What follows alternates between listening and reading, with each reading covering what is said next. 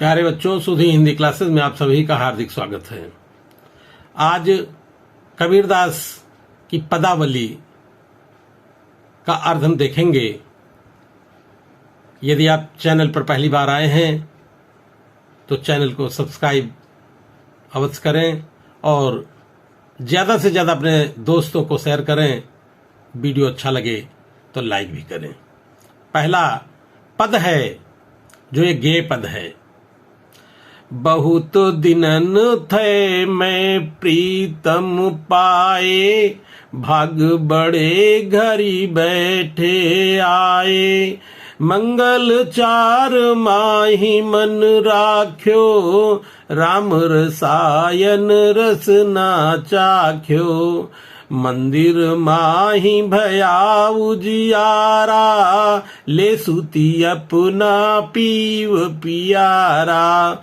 मैं निराशी जे निधि पाई, हम ही कहा यहूँ तुम ही बड़ाई। कहे कबीर मैं कछु न कीन्हा, सखी सुहाग राम मोहि दीन्हा। ये पद है और इसका संदर्भ होता है आलोच्य पद्यांश। हमारी पाठ्य पुस्तक कबीरदास द्वारा विरचित पदावली से उद्धृत है। इसका अर्थ है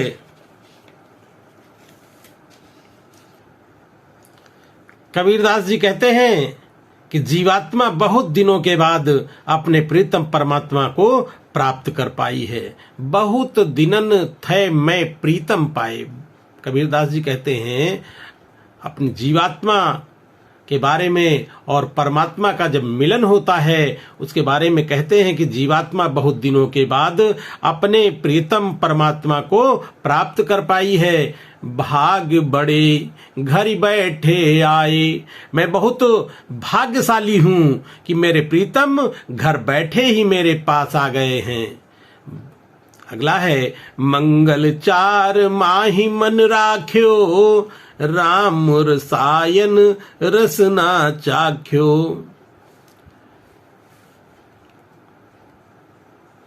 मन ही मन मंगल गीत गाने लगे। मंगल चार माही मन राख्यो। मन ही मन मंगल गीत गाने लगे और ईश्वर के आनंद का रसास्वादन किया। जब प्रीतम से मिले, जीवात्मा प्रीत परमात्मा से मिल गई तो मंदिर माही मंगल चार माही मन राख्यो, राम रसायन रसना चाख्यो। ईश्वर के आनंद का रसास्वादन करने लगे। मंदिर माही भया उजियारा, ले सूती अपना पियो पियारा। प्रीतम के आने पर मंदिर में ज्ञान का प्रकाश फैल गया। मंदिर माही भया उजियारा। प्रीतम के आने पर मन मंदिर में ज्ञान का प्रकाश फैल गया और ले सूती अपना पियो पियारा। अपने प्रीतम के साथ सुख भोगने लगे। अगला है मैं निराशी जे निधि पाई, हम ही कहा यहूँ तुम ही बड़ाई। मैं निराशी जे निधि पाई, मानो परमात्मा का मिलना मुझे खजाना मिल गया है। मैं निराशी, निधि माने खजाना, पाई माने मिल गया हो। हम ही कहा यह तुम्हें बड़ाई, क्योंकि मुझ में यह योग्यता नहीं थी। जो परमात्मा मेरे घर बैठे बैठे आ गए हैं, मुझ में ये योग्यता नहीं थी। कबीरदास जी कहते हैं कहे कबीर मैं कछु न कीन्हा, सखी सुहाग राम मोहि दीन्हा। कि वे उनके पास आए। कबीरदास जी कहते हैं कि जीवात्मा कहती है कि मैं सौभाग्य से उन्हें परमात्मा की प्राप्ति हुई है, अर्थात बहुत ही सौभाग्यशाली मैं थी जिसके कारण ईश्वर ने मुझे सुहाग दिया है। इसमें भाषा साधु कड़ी है। पद गेय पद है। गुण प्रसाद गुण एवं माधुर्य गुण है। शब्द शक्ति लक्षणा है और अलंकार रूपक अलंकार के माध्यम से कहा गया है। दूसरा पद है, संतो भाई आई ज्ञान की आंधी रे, भ्रम की टाटी सबे उड़ाड़ी माया रही न बांधी रे, दुचते की दुथुनी गिरानी मोह बलीठा टूटा, तृष्णा छान परी घरी ऊपर कुबुद का भाड़ा फूटा, जोग जुगत कर संतो बांधी निर्चु चुए न पाड़ी, कूड़ कपट काया का निक्षा हर की गति जब जाड़ी, आंधी पीछे जो जल बूढ़ा प्रेम हरिजन भीना, कहे कबीर भान के प्रगटे उदित भया तमसीना। कबीरदास जी कहते हैं कि अब ज्ञान रूपी आंधी आ गई है। हे सज्जनों, हे संतो भाई आई ज्ञान की आंधी रे। हे सज्जनों, अब ज्ञान रूपी आंधी आ गई है। जो भ्रम रूपी टटिया माया रूपी रस्सी से बंधी हुई थी, माया रूपी रस्सी टूट गई है और भ्रम रूपी टटिया भी टूट गई है। भ्रम की टाटी शबै उड़ाड़ी, भ्रम रूपी जो टटिया थी, जो माया रूपी रस्सी से बंधी हुई थी, वह टटिया उड़ गई है। दुचते की दुई थूनी गिरानी, जो दो थूनियां लगी हुई थी वह भी गिर गई हैं। मोह बलीठा टूटा, और मोह रूपी जो बल्ली थी वह भी टूट गई है। तृष्णा छान परी घरी ऊपर कुबुद का भाड़ा फूटा, जो तृष्णा रूपी छप्पर था उसके गिरने से कुबुद्ध रूपी बर्तन भी टूट गए हैं, फूट गए हैं। तृष्णा छान परी घरी ऊपर कुबुद का भाड़ा फूटा, जो तृष्णा रूपी छप्पर था उसके गिरने से कुबुद्ध रूपी बर्तन फूट गए हैं। जोग जुगत कर संतो बांधी, जोग जुगत कर संतो बांध्यो निर्चु चुए न पाड़ी, जो जिसे संतों ने युक्त के द्वारा बांधा था वहां पर एक भी बूंद पानी नहीं चुएगा। जो संतों ने जोग जुगत कर संतो बांधी, जो सज्जनों ने, विद्वानों ने या संतों ने योग साधना के द्वारा बांधा था कि एक भी बूंद नीचे नहीं आएगा, लेकिन वह सब पूरी तरह से टूट गया है। कूड़ कपट काया का निक्षा हर की गति जब जाड़ी, जब मुझे ईश्वर का ज्ञान हुआ तो मोह रूपी कूड़ा कबाड़ सब निकल गया।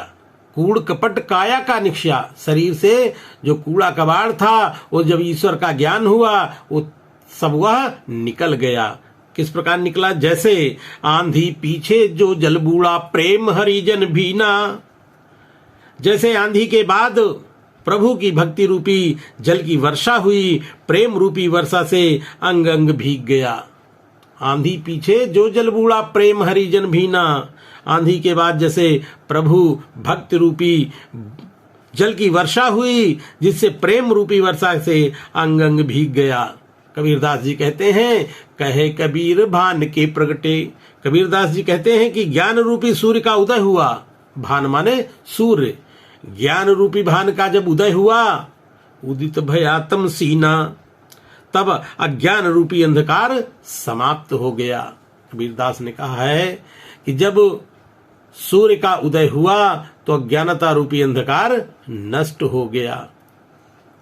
अगला पद है, पंडितवाद वदंते झूठा, राम कहा दुनिया गति पावे, खाण कहा मुख मीठा, पावक कहा पाँव जे दाचे, जल कही तृषा बुझाई, भोजन कहा भूख जे भाजे, तो सब कोई तिर जाई, नर के साथ सुआ हरि बोले, हरि पर ताप न जाड़े, जो कब हुड़ी जाए जंगल में बहुरी न सुरत आणे, साची प्रीति विषय माया सु हरि भक्तन सुहासी, कहे कबीर प्रेम नहीं उपजो, बांध्यो जमपुर जासी। कबीरदास जी कहते हैं कि पंडितवाद वदंते झूठा, कि पंडितों का कहना बिल्कुल झूठ होता है। क्योंकि वो क्या कहते हैं कि राम कहा दुनिया गति पावे, खाण कहा मुख मीठा। पंडित कहते हैं कि राम का नाम लेने मात्र से जन्म मरण से मुक्ति मिल जाती है। राम कहा दुनिया गति पावे, मोक्ष की प्राप्ति हो जाती है। तब कबीरदास ने कहा कि खाण कहा मुख मीठा, तो मुख मिठाई का नाम लेने से मेरा मुंह मीठा क्यों नहीं हो जाता? अगर राम का नाम लेने से मोक्ष की प्राप्ति मिल सकती है तो मिठाई नाम लेने से मेरा मुंह क्यों नहीं मीठा हो जाता?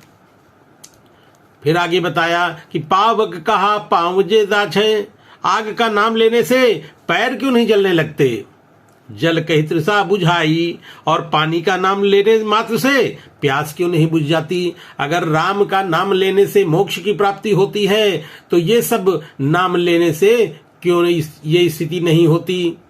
भोजन कहा भूख जे भाजे, या भोजन कहने से मेरी भूख क्यों नहीं मिट जाती? तो सब कोई तिर जाई, यदि ये सब कहने मात्र से होता तो हर व्यक्ति तर जाता, मोक्ष की प्राप्ति हो जाती।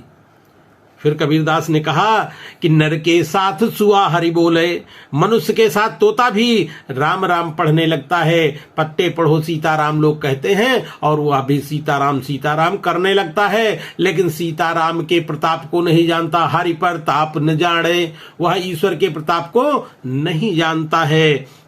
जो कबहू उड़ जाए जंगल में बहुर न सुर तयाड़े, यदि वह कभी जंगल में उसे उड़ने का मौका मिलता है तो पुनः वह वापस पिंजरे में नहीं आता है।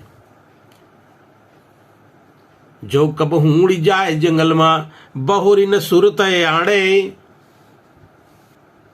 साची प्रीति विषय मायासु, और जो लोग ईश्वर से सच्चा प्रेम नहीं करते तथा भक्तों की हंसी उड़ाते हैं, साची प्रीति विषय मायासु, जो ईश्वर से सच्चा प्रेम नहीं करते हैं और हरि भक्त तनसु हंसी, और भक्तों की हंसी उड़ाते हैं।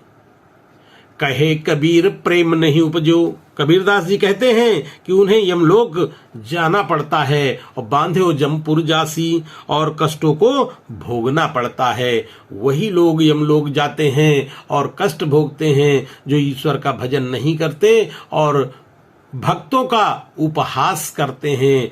ऐसे लोगों को यमलोक में कष्ट दिया जाता है।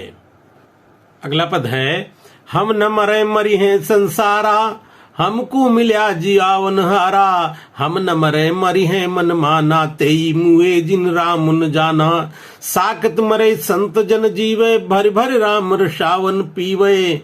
हम हरि मरी हैं तो हम हूँ मरी हैं, हरि न मरे हम काहे कुमरी हैं। कहे कबीर मन मन ही मिलावा, अमर भय सुख सागर पावा।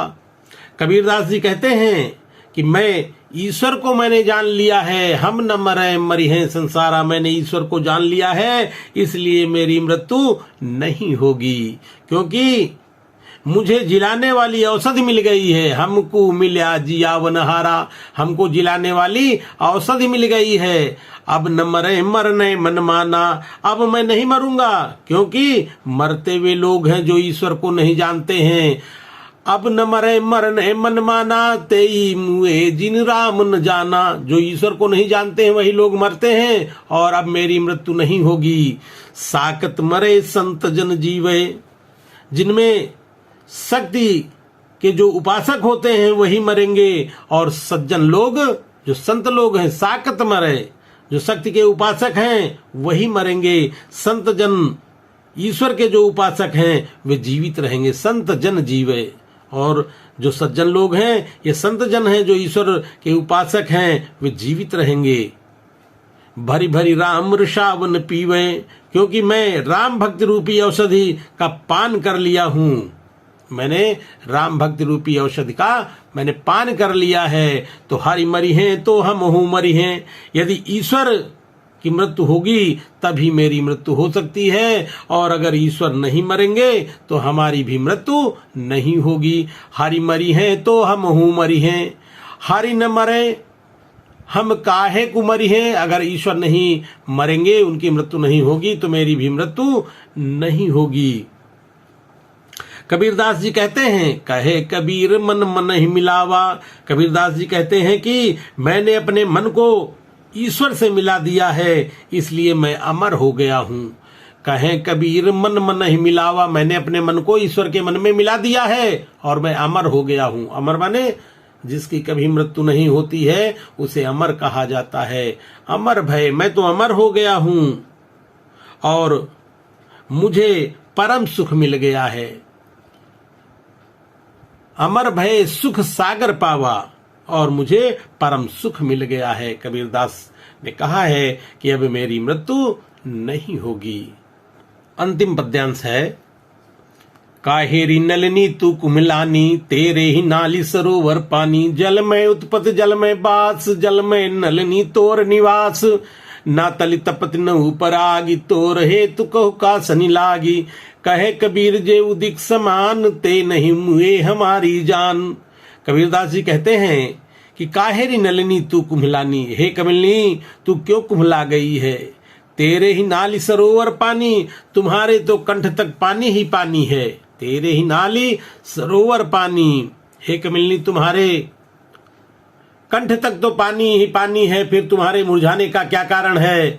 जलमय उत्पत्त जलमय बास, हे कमलिनी तुम्हारी उत्पत्ति जल में है और निवास स्थान भी तुम्हारा जल में है।